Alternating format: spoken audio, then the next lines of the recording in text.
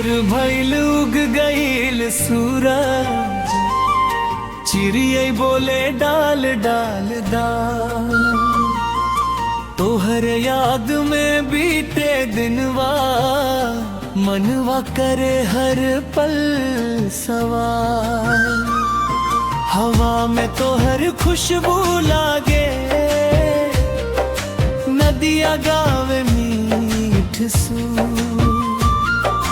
रौआ बिना सूना लागे, का करी ये दिल मजबूर। हो सजना बस न जल्दी, तोहरे बिना नहीं खींचे। दिलवा धड़के तोहरे खातिर, वाही बारिश हवा। हाथ पकड़ के साथ निभाइब, सुख दुख में रहब संग। जन्म जन्म के नेहिया रहे हमेशा अटल रंग।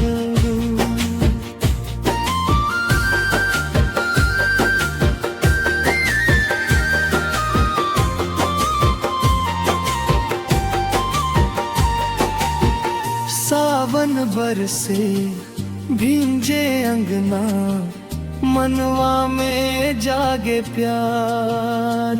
तोहरे हंसी चनवा से उजिया, रुआ से सजल संसार। गाँव के गली खेत खलिहान, सब में तो है नाम। जहवा देखियो हवा लागे, रुआ ही बाड़ सहम रंगा। हो सजना बस न जल्दी, तोहरे बिना नहीं खींचे। दिलवा धड़के तोहरे खातिर, रुआ ही बाड़ सहरदम। हाथ पकड़ के साथ निभाइब, सुख दुख में रहब संग।